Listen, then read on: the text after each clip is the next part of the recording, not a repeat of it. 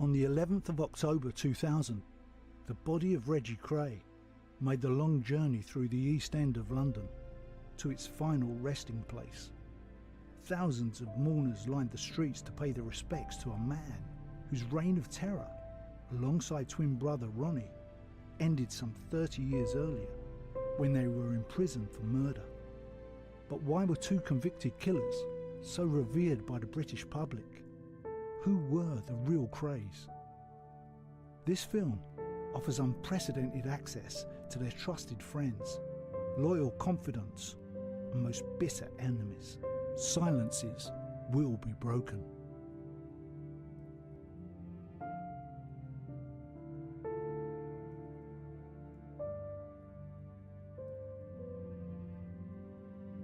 With their dark, brooding looks and violent temperaments, twins Ronald and Reginald Kray became notorious early in life. Alongside older brother Charlie, the boys' upbringing was typical of working-class London. But this was no ordinary family. These boys were destined to stand out. Maureen Flanagan, former actress and one of Britain's first page 3 girls, first met the Kray family when she was just 17. 1961. Well, London was buzzing, swinging 60s was just beginning, everything was changing, fashion, politics, we had the pill. Some women were going out to work, like me, and it was a very busy area, most respectful, and that's when I met the notorious Kray family. When I was about 19, come out of prison, I was young then, I knew their father, and sometimes I'd go home with the Krays, with father, rather than them, and they were back from evacuation, Reggie and Ronnie. They was only about 9 years of age, and they used to call me Uncle Frank. I met Charlie, the elder brother. He was the elder by 7 years from the twins. I met him first, found him most handsome and charming. Then he introduced me to his mother at their house in Valence Road. He said she wanted someone to come home and do her hair every week, rather than sit in a salon and be inundated with requests, which she always was. So along I went, I met this charming, lovely, kind, typical East End mother, who just happened to be the mother of the most notorious men in London. I saw this woman in Bethnal Green Road with shopping bags, and I said, "Old lady, can I give you a hand?" She said, "Oh, would you, son?" So anyway, she lived in Valence Road. I didn't know who she was. When I got to her doorstep, I went to give her the bag. She said, "Come and have a cup of tea." I couldn't believe it. Two geezers in there, you couldn't tell them apart. That was Ronnie and Reggie. I found Mrs. Kray, Violet, a wonderful child. I had an affinity with her the minute I met her. I knew I'd have a friend for life. Typical mother who loved and adored the sons. Mr. Kray, who I always called Mr. Kray and never called Charles the whole years I met him, I found him quite a withdrawn, miserable man, but then he wasn't there very often. Hence, no authority, no fatherly authority in the house. Was there much between Ronnie or Reggie? No, they were about same as most brothers, you know, they'd have their arguments and one thing now and again. Otherwise, they were okay, yeah. Okay is not how the other children of Bethnal Green remember the terrible twins. Those that somehow offended Ronnie and Reggie were beaten mercilessly. The twins' grandfather recognised their lust for violence and urged them to channel their vicious energy into the noble art of boxing. As former friend and true crime author Bernard O'Mahony explains. This is the famous Repton Boxing Club, where all three Kray brothers came to learn their trade. They were influenced by their grandfather, Cannonball Lee, himself a proficient boxer. Well, I thought Reggie was a really good fighter. I think he could have been a champion. What used to happen was, started in the school playground, having little scraps, chinning people, and then after that, in the street, chinning people. I think they were destined, from little boys, to be leaders. She spoilt them terribly. What they wanted, they had, and then they grew up and they thought what they saw, what they wanted, they took. Demanding, devious and dangerous, The twins did indeed commandeer whatever they wanted, whether it was money, material items, or manpower. Eddie Richardson and Frank Fraser of the rival gang the Richardsons knew the twins and their firm all too well. It was a mixture of fear and respect. Respect because women and children, untouchable. Ordinary guys who went to work and that, untouchable. Any rows we had was only amongst ourselves. And if we hurt or killed one another, so what? They was violent, yeah. I mean, in their own little way, I suppose, they was violent, yeah. So was we, wasn't we? So, you know. But that didn't worry you and your brother, no? Never.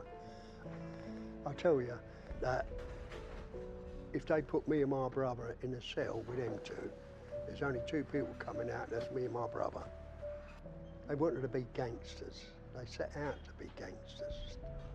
I was invited to go around the house one day, and I went down there, and they're all sitting, the twins and Charlie sitting there. And then Charlie stood up and he said, "Welcome to the firm," like some fucking board meeting. And he said, "We want you on our firm to earn money with us." I was with them on and off for about 20 odd years. What sort of work did you do for them? I used to mainly drive them about and be with them in general, you know. I used to live with Reggie and Ronnie. All of us, three of us used to live there, four of us used to live there first. In 1956, Ronnie Kray had begun to display the early signs of a man suffering from mental illness. He shot a man for little or no reason and severely beat another, for which he was sentenced to 3 years imprisonment. On Christmas Day 1957, Ronnie's beloved Aunt Rose died and he suffered a complete breakdown. He was diagnosed with paranoid schizophrenia and returned to Long Grove Asylum near Epsom, a secure mental facility. Reggie saw this as an ideal opportunity to free his identical twin. What decided me to get Ron away from Long Grove Nuthouse in Epsom was some of the stories he told me about the place. One day he was sitting there eating an apple, and this nutter come along and smacked him in the eye, because he would tell you it just because he was eating an apple, because the place was full of nutters. Against all odds, Reggie did indeed manage to free his brother. In the meantime, a long-term associate of the firm named Freddie Foreman had been given a place to live by the twins. He had inadvertently become indebted to them, something he would later come to regret. And I stayed in Ronnie Kray's flat when he'd escaped from Epsom, the mental place. Oh, right, yeah. And he was holed up in his flat, and they gave me his flat to live in. And I've got my wife and kids over there. They went to school over there. And that's how I come to live in the East End and got to know the Kray family very well. I never trusted Reggie. I thought he sat on the fence and he would go whatever way suited him, whereas Ronnie was more, if he gave his word, he would stick to his word. He was the nuttiest one of the two. He was a very, very scary man. Believe me, I've met a lot of scary people, but Ronnie Kray was a very, very sick, psychopathical, schizophrenia, and manic depressive, all rolled in one word of his mouth. He meant everything he said. He wasn't right in the head. He definitely wasn't right in the head. After Ronnie had been returned to custody, a notorious landlord named Peter Rackman was approached by Reggie Kray, who demanded protection money. Rackman was notorious for bullying and exploiting his tenants, but he was no match for Reggie. In an effort to pacify Kray, he offered to sell him a West End nightclub for a nominal fee. Things went well initially, but then Ronnie was released. I was there on the meeting when they took it over, but they took the East End to Knightsbridge. You know, all them ugly-looking bastards with their cuts down their faces and all that, and flat noses, and they should have left the club as it was and run it without it, and just sat back and collected the debts that was owed. That's all they needed to do. But of course they ruined the place, like they ruined every fucking thing, you know. Anyway, every club they had, the business they had, they ruined it with the clientele they used to take down there. I'd see people laughing and having a good time. 5 minutes before he walked through the door. The minute he walked through the door, that laughter stopped. The conversation dimmed. People were terrified that he would say, "Are you laughing at me?" And then he had that paranoid feeling that they were laughing at him, and then there'd be a bloodbath. Random acts of violence were part and parcel of Ronnie Kray's disturbing world.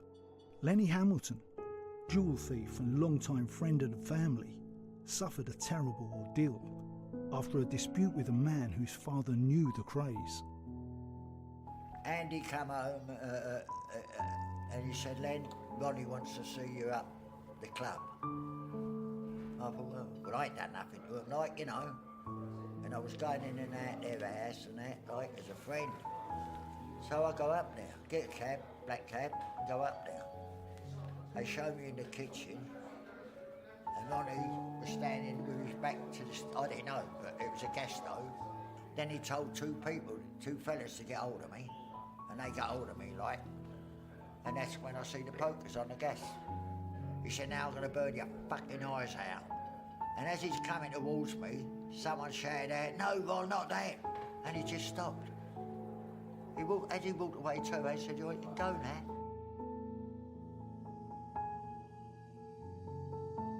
In July 1964, the Sunday Mirror published a story about Ronnie being involved in a sleazy sexual relationship with a Conservative politician named Lord Boothby. After the twins threatened the journalist involved and Boothby threatened to sue, the newspaper backed down. It sacked the editor, printed an apology and paid Boothby £40,000.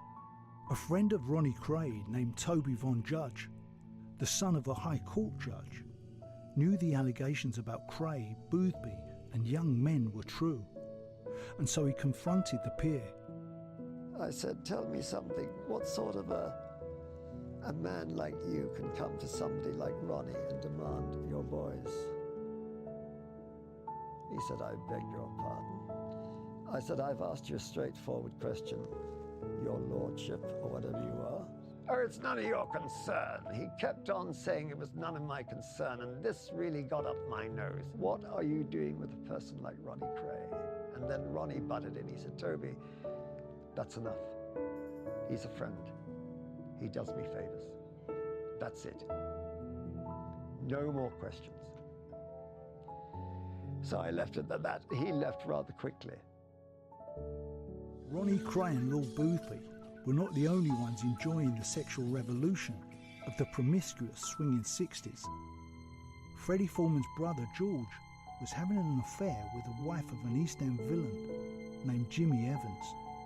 When he learned of his wife's adultery, Evans and an associate named Tommy Ginger Marks decided to shoot George. All I knew was someone come round to me and got the message that George was in hospital, it was at Thomas's hospital, and someone had shot him on his doorstep while he was having a meal with his wife and kids. Ginger knocked at the door, he went and answered the door, and then someone stepped out of the shadows with a shotgun and blasted him in the lower area, caught him in the top of the leg. He was lucky in that respect. And of course, I'll go to the hospital, and the police stay on the bed, and they went and had a cigarette, and now over it, and he just whispered Ginger Tom, and that's the only name I had. Well, the twins knew everyone in the East End, so when I went to see the twins, they told me who Ginger Tom was, you know, and so that was Tommy Marks. By then I found out through that who the other fellow was. I didn't know about the relationship he was having with this girl. I had no idea he'd been carrying on with somebody else's wife, you see. So that was something that was a shock to me. And naturally, I had to take revenge, you know. So they pulled on him one day in Cheshire Street, and they ordered that Jim.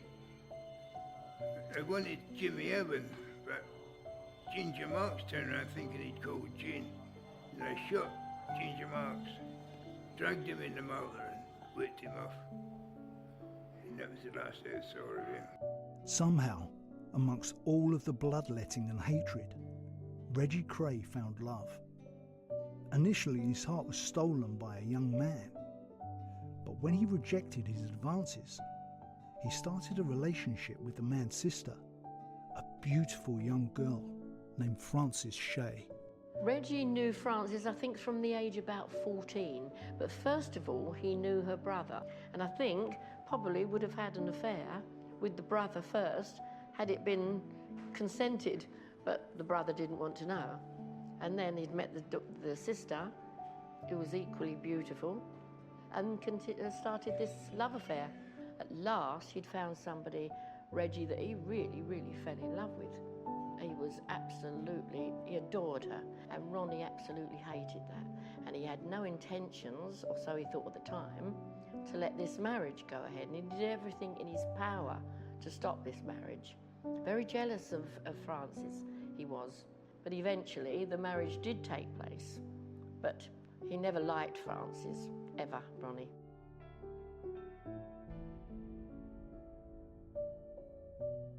"11 months after the wedding, Kray firm member Richard Dickie Hart was shot dead at a nightclub called Mr. Smith's in South London. Eddie Richardson, Mad Frankie Fraser, and other members of the Kray's rival gang, the Richardsons, were said to be involved. Ronnie Kray's moment had arrived. He was going to teach the Richardson gang and everybody else that they shouldn't mess with him or his firm. I don't know, it was sort of underlying rivalry. We never actually clashed in any way, you know. I had 6 betting shops, you know, betting offices. And one of these young guys, he was only 20, Kenny Hampton, he got bashed up down in the toilets for no reason or other. They kicked the shit out of him. I find out that Eddie and Fraser and them had done, and the rest of the firm. My brother George had the Red Sail Club up at Clapham Common, and they were all down there, and George rang me, he said, well, they're all downstairs.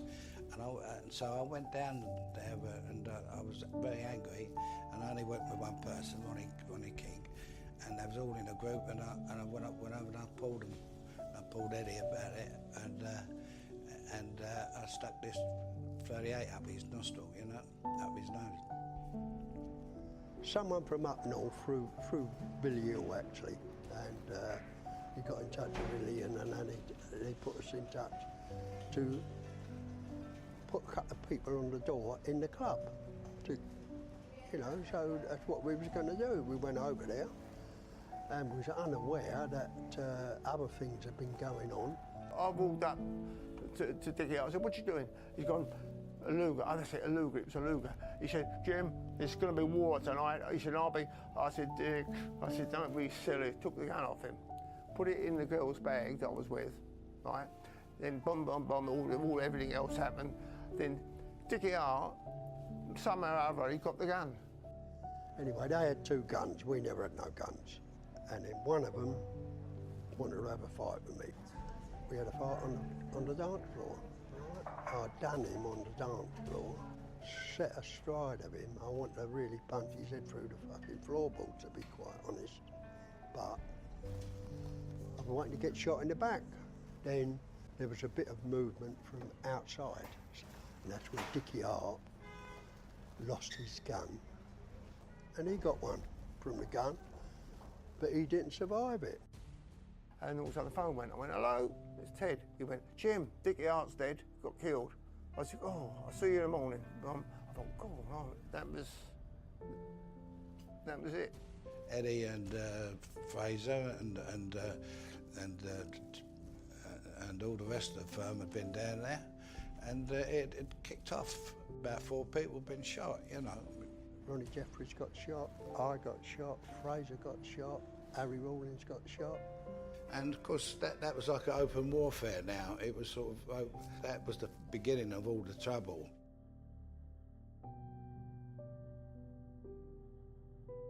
The night after Dickie Hart's murder, Ronnie Kray heard that George Cornell was drinking in the Blind Beggar pub. He summoned his friend Ian Barry, and as they entered the premises, Barry fired 2 shots into the ceiling. Ronnie saw Cornell at the bar, and as he approached him, Cornell said, look who's here. But Ronnie didn't answer. He pulled out a Luger and shot Cornell through the forehead. Cornell slumped forward and eventually fell to the floor, where he died moments later. Georgie Cornell was from East London, and he'd gone over to South London to join up with the Richardson firm. So they felt that he'd changed his loyalties from east to south. Ronnie Kray used to get the hump with people for very little reason, you know. He didn't need a lot of excuses to get the hump with people. And this was a bad thing about him because of his mental state, you know. He wasn't a well person, he wasn't well at all.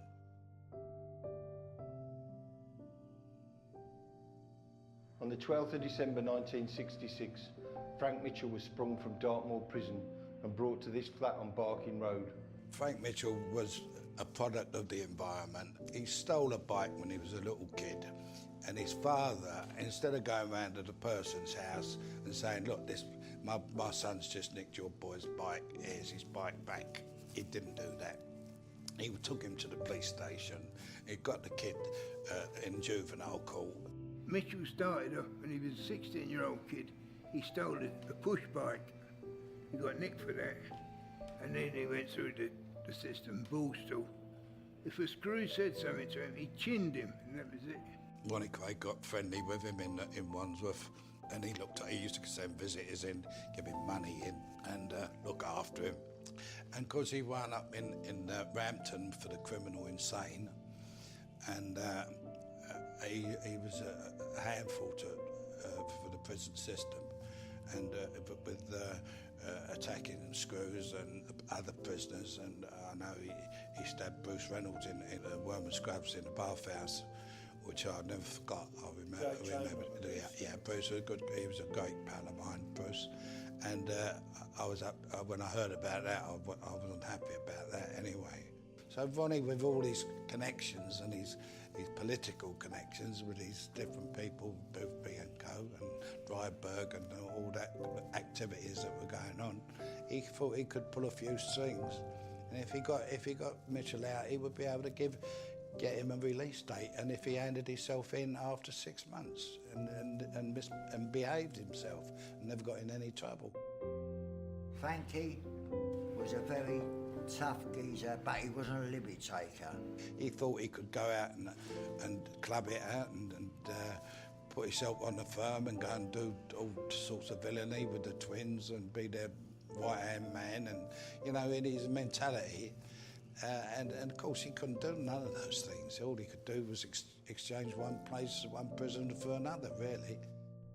Unfortunately, Mitchell, who was an absolutely huge man, had a lot of demands. He wanted a woman. The Krays brought him a woman.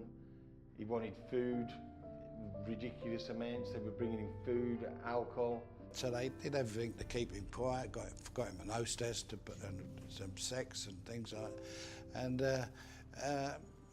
And tried their best to keep him sweet. And then the idea was to smuggle him out abroad, you know, to get him to Australia or Spain or somewhere where he could live the rest of his life. And I had the facilities to do that because I'd got people out of the country previous, you know, train robbers out of the country. I managed to do that, you know. He got too much for them. I mean, they couldn't handle him. They was fucking had minders around there looking after him 24 hours 7. He's in a flat in Barking? Yeah. The bird was all right to start with because he's a handsome man, a good figure, and a physique. But now that you realise what he really is like, you know. Eventually he started saying, I want to get out, I want to go and walk around the streets. And he became an absolute headache for the twins. So, as the twins did, they decided any sort of headache, they were going to kill him. So they had minders looking after him day and night, and they was all terrified and scared of him. And they was complaining all the time. And so they got me over, asked me to come over, and I went to see Reggie and Charlie, and they said, can you get us out of trouble here and help us? And they had rings under their eyes, and he threatened to go round and take their mother hostage, and he knew what to blame and he would take 6 coppers with him. If it was the police turned up, he would shoot his way out. The Krays had always been keen to learn how Foreman managed to dispose of Ginger Marks's body, because back in the 1960s, the police worked largely on the assumption that if there wasn't a body, then there hadn't been a murder. However, Foreman refused to disclose his darkest secret, a decision which led him to be called upon to dispose of bodies on more than one occasion. So now they're really worried now. So now they've got to get some help from somewhere, and they come to me again. So I go over and see him, and so I made arrangements to pick him up and take him out of the country. On the night of Christmas Eve 1966, Albert Donahue was in the flat with Frank, and some men came to the door and said, you know, we're going to take you to see the twins. The girl will have to stay here, but you come with us. So Albert walked out of the flat with Frank. He said goodbye to the girl, and they went out through that door into the street. My job is to get Frank out of the house, out of the flat, and into the van. He's got his girlfriend, so that was easy because I could say to him, you know Ronnie won't have women around him, so what we do, we take you, Frank, and then I'll bring the girl along afterwards and follow up. He's supposed to spend a fortnight down in Kent somewhere. After leaving the flat, Albert Donahue and Frank Mitchell walked around the corner to Ladysmith Avenue. And a young copper come round the corner. And Frank, I felt him tense up now. I said, turn it in, Frank. Parked on the curbside was an old commerce-style van. The back doors were open, and inside sat Freddie Foreman and another man named Alfie Gerard. They motioned for Mitchell to get into the vehicle, and he sat on the wheel casing. There was a small partition between the back of the van and the driving, the cab. So I sat down, and Gerard Callahan has shut the back doors, and he walked round and got in the passenger seat and slammed the passenger door. I didn't know till later. When he slammed that passenger door, that was the signal that everything's all right. That is when the guns opened up. A fella called Donahue brought him out and walked him round and put him in the back, climbed in the van with him, and he should never climbed in the van, but he did. I had Alfie Gerard sitting next to me, and the next one was Freddie Foreman. The people in the flat heard the gunshots going off, you know, they heard the shots going off. So it was car backfiring and all that, and the girl panicked, and they panicked, and everybody panicked. I was pumping shots into him, and it was grinding. It wasn't dead. It didn't kill him. And then Gerard said, go on, Fred, give me another one, I'm empty.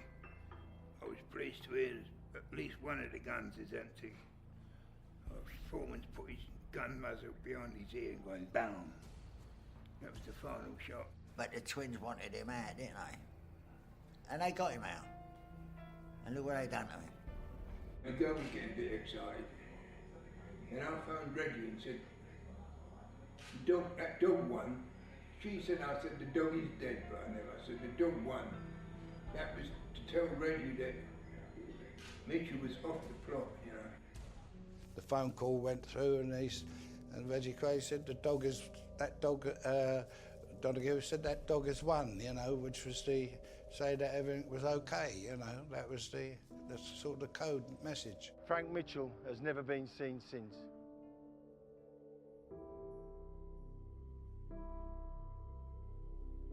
Following the disappearance of Frank Mitchell, Reggie Kray's wife, Frances, was becoming less of the starry-eyed young girl she once was.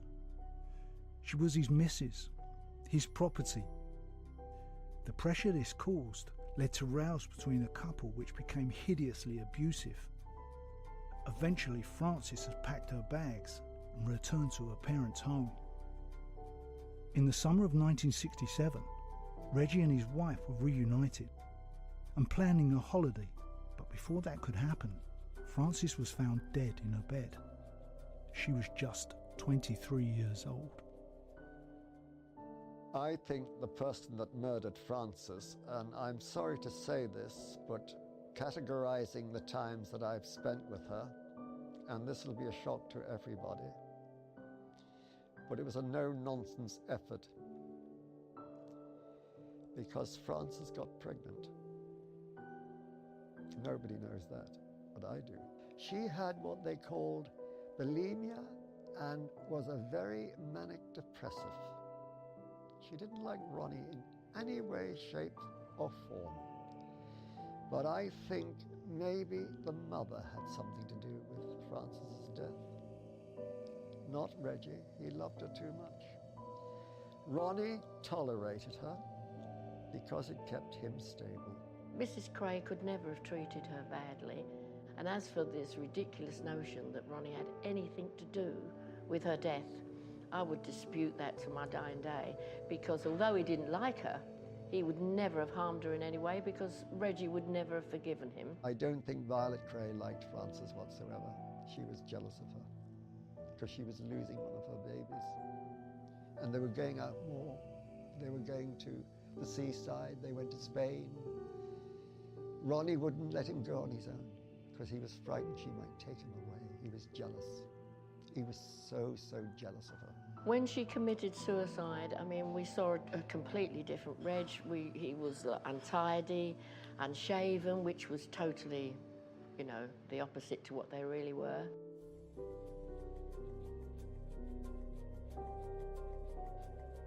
The death of his wife Frances undoubtedly had a devastating effect upon Reggie. Everybody who knew him says that he became a dishevelled drunk. The Kray empire had begun to crumble. 4 months after Frances's death, Reggie stabbed a man to death in a drunken rage.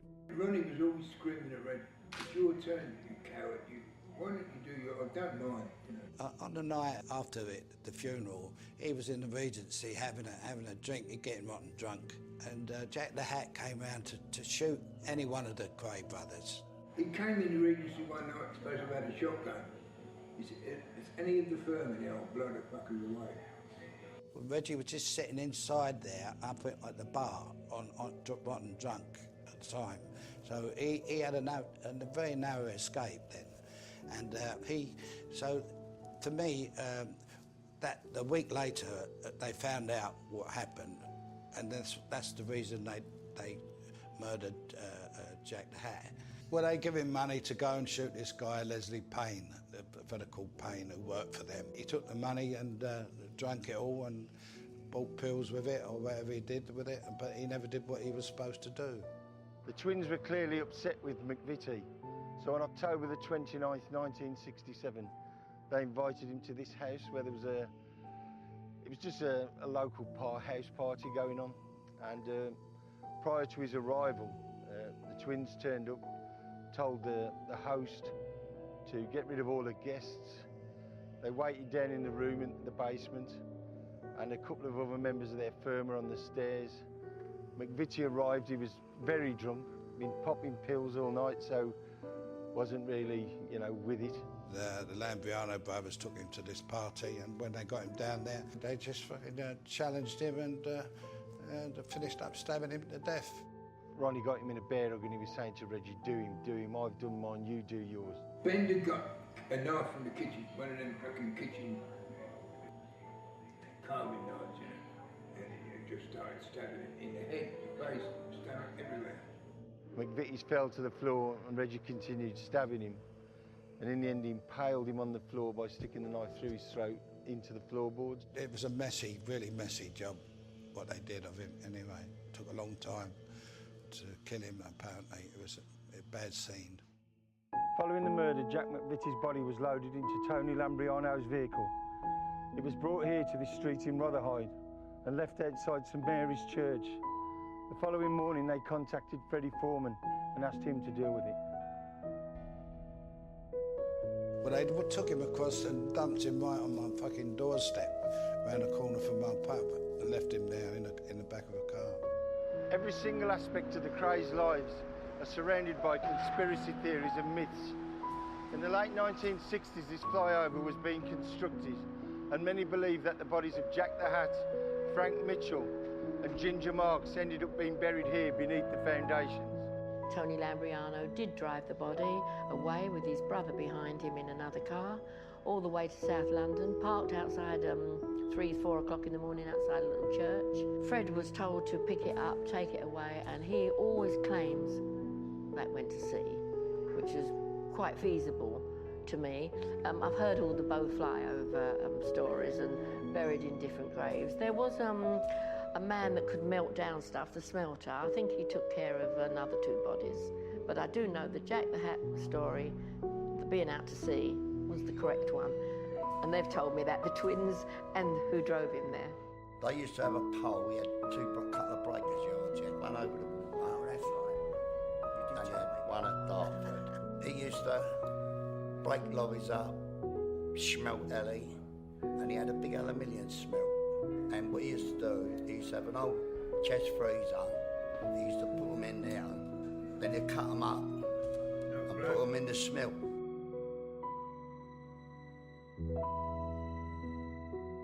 Only a small number of Freddie Foreman's closest confidants know what really happened to the bodies of Marks, Mitchell and McVitie. Even the Krays were not privy to such sensitive information. Despite the no body, no murder assumption, they arrested the Kray brothers and their associates on the 8th of May 1968. Several gang members gave evidence against the twins after they were told that they would have to take the blame for the murders. Ron and Reggie Kray were eventually sentenced to life imprisonment, with a recommendation that they serve at least 30 years. Charlie Kray and Freddie Foreman were both in prison for 10 years for being accessories in Jack McVitie's murder.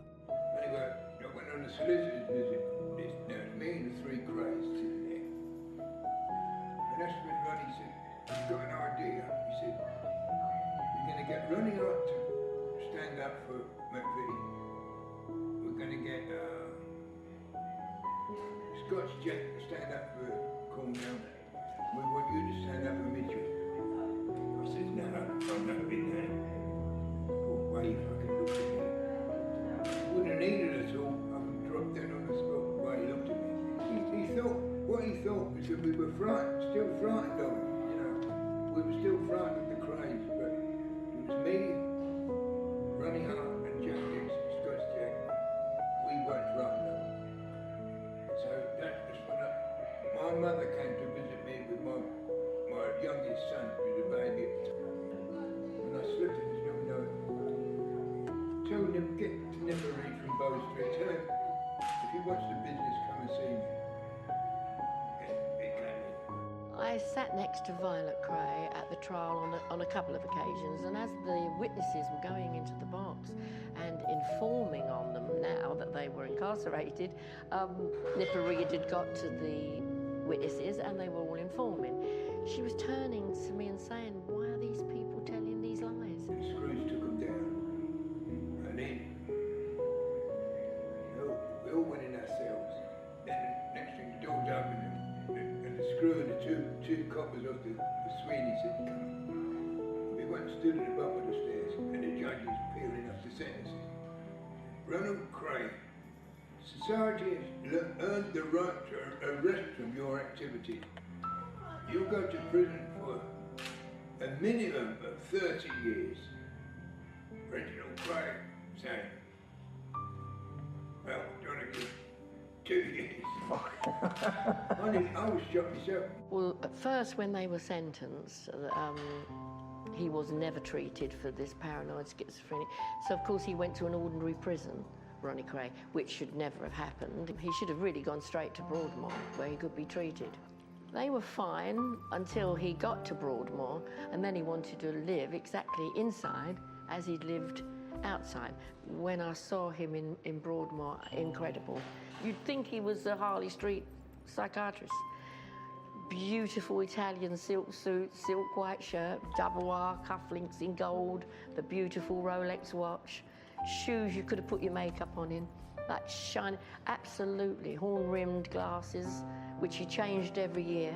I used to have to take a tailor in there every year to measure him up for suits. Nobody could believe it. The Krays did their sorry best to live their lives in prison, whilst clinging to a name and reputation that was being diluted by each and every embarrassing charade that was being carried out by their minions. The press began to humiliate the twins, and many former firm members began to publicly ridicule them. Ronnie, whose name meant everything to him, was spared the worst of the criticism when he passed away in March 1995. I'd been to Broadmoor about 2 weeks before he died, and he looked very pale and a little bit dishevelled, which was very unusual. And I asked him, I said, have you changed your medication? I literally heard it on the news, and I spoke to several people in the East End. They said, yeah, it's true. And then I was phoned by Reggie the following day saying, I want you to do the seating in the church. He's going to be buried like he always wants to, like a king. The Krays had made many enemies during their reign, and now Ronnie was dead. Reggie was feeling vulnerable. Fearing attack, he asked Bernard O'Mahony and Dave Courtney to protect him at his brother's funeral. No, I'd like you to be there with a couple of people. Okay, then I'll say. Yeah, I'll just bring No, I'd like you to do it. Be close to me and Charlie. You keep your eyes open so we can concentrate on the service. Okay. Keep stick close to me and watch anyone with dodgy characters. I know what you mean, yeah. Okay, so not worry, but I don't want to spoil the funeral, right? No, I know. I'll see you tomorrow. There were 26 limos. There's the famous picture of the 26 limos going over the Bow flyover. Quite a sad day for Reggie because he wasn't allowed to go into a funeral car with his brother, Charlie. He had to travel behind the horses with the carriage in a prison van, handcuffed in the church. We did ask as soon as he arrived, could he just be unhandcuffed for the service? No, they said. As Reggie came to the end of his 30-year sentence, his brother Charlie was arrested for conspiracy to supply millions of pounds worth of cocaine. Many believed it was in fact a conspiracy engineered by the authorities to ensure that all three Kray brothers died in jail. Charlie, I'd been to Durham just before he was put into Parkhurst. I'd been to Durham, and he came out in the orange vest, being a Category A prisoner. And I'd never seen Charlie Kray ever white. Always had that tan, again, always immaculate. And he came out in Durham like white, looking ill. The next thing we knew, he'd been transferred to Parkhurst. There was no reason for that whatsoever. They didn't want two Krays on the street. And I always say the whole sentences were political sentences, but that was a dreadfully sad and probably cruel thing to do to Charlie. Charlie, to me, was... his name killed Charlie. If he wasn't called Kray, he'd still be alive today. But his name killed Charlie. Charlie was just a friend with everyone. He was a charmer, a real charming man, and a nice man to be with. He respected everyone, he respected all the staff, being a waiter, a glass collector, bar staff. His manners were impeccable. And he got a bit of pride and a bit of dignity about him. In August 2000, Reggie Kray was diagnosed with terminal cancer. He had served 32 years in prison, so the Home Secretary granted him compassionate parole. He never did get to walk the streets of the East End again, where he and his twin once ruled. Reggie was transferred to a hotel in Norwich. He couldn't afford to pay for the room, so a friend footed the bill. On his deathbed, he confessed to another murder. Although he didn't name the victim, Leonard Nipper Reid, the detective who arrested the Krays, later confirmed that it was Mad Teddy Smith. Smith was a psychopathic homosexual, rumoured to have had affairs with Ronnie Kray and Tom Dryburgh, the former Labour MP. He disappeared the day after an argument with the Krays in 1967. No doubt Smith ended up with Marks, Mitchell and McVitie. On the 1st of October 2000, Reggie died in his sleep. 10 days later, he was buried beside his brother Ronnie. Reggie, I say, was the saddest funeral, because having married, once I'd refused my 3 proposals from him, he married a lady called Roberta. She was with him 4 years, I think it was, but she changed the whole sequence, and therefore it was sad, because all the old school, his old friends, such as Frank Fraser and Fred, they were just sort of dismissed to a pew in the church. A lot of people that visited Reggie were given short, sharp lessons like, do you want to spend your life like me in here? Like, look what I could have done. He regretted at the end of his life, and told me so on several occasions, Ronnie never regretted. He never apologised, he never reformed. Ronnie Kray may not have had any regrets, but if he had known the truth about those he considered to be his most trusted friends, he may well have had many. That's because those he championed, as loyal and trustworthy until the day he died, were in fact conspiring to murder him and his twin shortly before they were arrested. He was getting out of control, Ronnie. He was going so far that he couldn't care less. He thought he was untouchable. I was asked to go over again to see them, and I walked into this bungalow, and there was a fellow called Charlie Clark. He was an old cat burglar from years ago, and when I walked in there was a terrible atmosphere, and all the rest of the firm was sitting there, fucking woed out their life. And there's Ronnie Kray pacing up and down in his braces with a cigarette, which he used to light one after the other, and puffing away, marching up like a caged tiger or a lion in a cage, you know. I said, what you got me here for? What's the problem, you know? So he said, it's that Billy Gentry. He said, I'm gonna, you know, I'm getting them. I've sent the firm out to pick him up and bring him back, and he's gonna do it. I said, what for? What's Billy Gentry done? You know, he's upset me. He did this. Anyway, all the rest of them, all the committee, they sent out like 4 fellas to go and pick him up and bring him back, so that Ronnie could fucking shoot him, you know, or kill him, whatever way he was gonna do it. And I said, no, I'm so sorry. I said, I can't have it. I said, I'm talking him out of it. I said, I ain't got any facilities to handle this situation anyway. I said, it can't be done. Now forget about it, Ron, and you know, calm down. And of course, I've just got him round to that, where he accepted the fact that he wasn't going to, you know, go through with it. And the fucking doorbell rings, doesn't it? They're back, aren't they? They've come back. I said, all right, let me go. I went down the passage to get to the door first, opened the door, and if Bill Gentry's there, I'm going to push him and say, now fucking leg it, you run, you know, just go. But they was there. There was Donahue and another couple of people, and they come back and they winked at me. They gave me a wink. They went, we couldn't find him. We looked everywhere. We couldn't go into the front. And then Ronnie cried, did you go down the Widows? Did you go down there? Where did you look there and look there for him and everything? And I thought, well, what's he fucking raving mad here, you know? And that was a sort of a very worrying situation then. When Ronnie Kray sat in the car, he always wanted to sit in the passenger seat. So we just sort of larking about. We said, it'd be so easy, just sit behind him. When you find a nice corner, pop him in the back of the head, and chuck him out, and let him roll down the bank or something. It would have been so easy. He wasn't a colonel, he wasn't a boss, he wasn't a leader of men. He was a mass murderer, enjoyed, like a serial killer, he enjoyed what he did. He got a kick out of it. The thing would have been much better if they'd fucking ironed out the 2 twins earlier, and it had saved a lot of trouble, and a lot of people wouldn't have gone to prison, and it saved 250 years being dished out at a later date, you know. And people have been alive today. I mean, with people like that topped it, the Billy Gentry thing, you know, when that particular incident, when I reported back to my pals what had happened that night, you know, there's only one thing for it. That's in the Simpsons in the Strand. That took place. Discussion. I'm glad they're 6 foot under, the best place they can be. Yeah. They were 2 horrible bastards.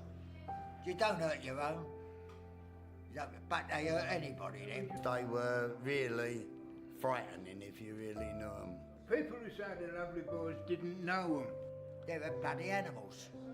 I thought they should be ironed out, to be honest. You thought the Kray should have been shot? The 2 of them, yeah. Why did you think?